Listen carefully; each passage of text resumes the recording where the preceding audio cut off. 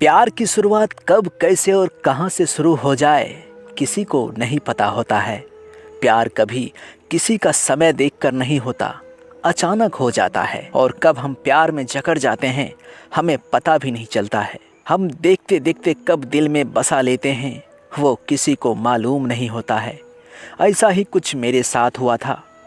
वो लड़की कब आंखों से दिल में समा गई पता भी नहीं चला। मैं किसी दावत में गया हुआ था। अचानक एक लड़की भोली सी, खूबसूरत सी सामने आई, जिसे देखते दिल मचल गया। उसकी सुंदरता इतनी थी, व्याख्या करना मेरे बस की बात नहीं। हम और लड़की बचपन के दिनों में काफ़ी टाइम बिताए थे।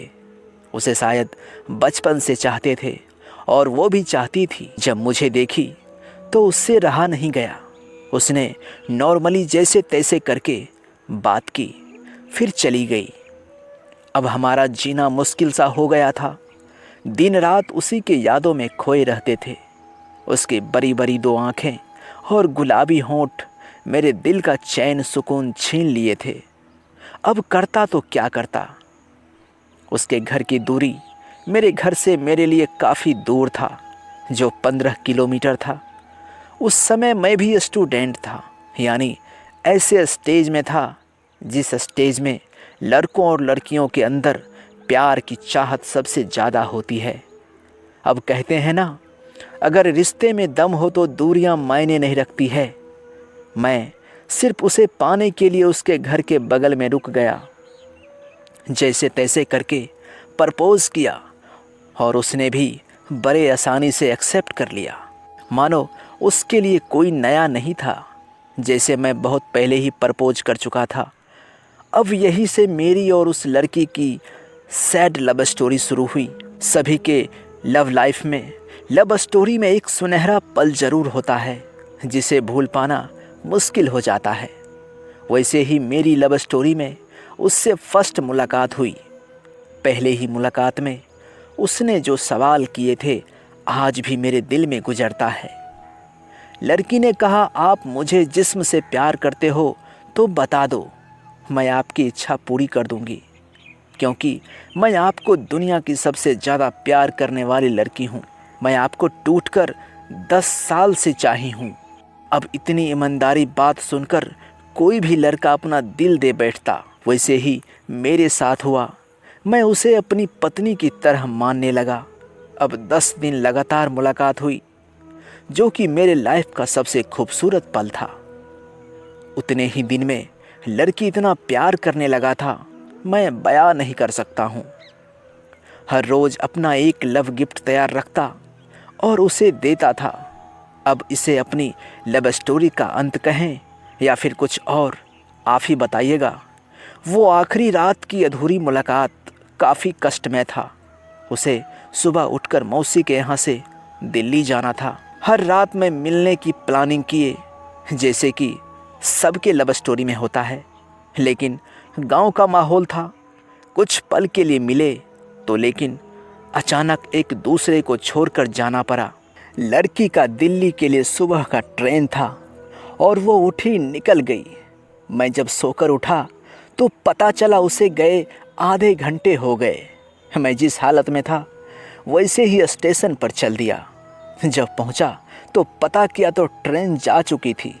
मैं वहीं खड़े खड़े आंसुओं में डूब गया। अब मुझे समझ में नहीं आ रहा था आखिर क्या करें और अब उससे कैसे मिलेंगे। लेकिन जाते जाते मेरे घर का पीसीओ नंबर ले गई थी। उस समय पीसीओ का प्रचलन था। मोबाइल बहुत कम ही देखने को मिलता था। मेरी लव स्टोरी में आखिर ये क्या हो रहा था। अब मैं घर आ गया। 2 दिन बीत गए, कोई भी कॉल नहीं आया। मैं दिन रात पीसीओ पर एक्टिव रहता। मैं पूरी तरह उसके लव में पागल हो गया था। उसका ना तो कोई चिट्ठी और ना ही कोई संदेश मिल रहा था। इंतज़ार करते करते 2 महीने बीत गए थे और उन 2 महीनों में ऐसा कोई भी पल नहीं था जब अपने लव यानी प्यार को याद ना किया हो। दिन रात बहुत ही बेचैनी और घबराहट गुजरती थी। हर पल आँखों में आंसू होते थे, जिसे छुपाना मुश्किल हो गया था। अब मैं मंदिरों और मस्जिदों में उसके कॉल करने का दुआ करने लगा। आखिर गॉड ने सुन ही लिया और मेरी लव का इंतज़ार ख़त्म हुआ। मैं मंदिर से विनती करके कुछ ही दूर पर घर पहुंचा। आखिर मेरे फ़ोन का रिंग बजा तो मैं जल्दी से पहुंचकर रिसीव किया। उसने बोला, हेलो, मैं रूबी बोल रही हूँ, कैसे हो? मैं काफ़ी देर तक चुप रहा, मानो पूरा शरीर शून्य हो गया हो। फिर लड़की ने कहा, जल्दी बोलो, मैं सहेली के घर से बात कर रही हूँ। फिर मैंने रूम बंद किया और रोते हुए बोला, I love you Ruby, I love you Ruby, I love you Ruby. उसने इसके जवाब में पूछा, पढ़ाई कैसी चल रही है?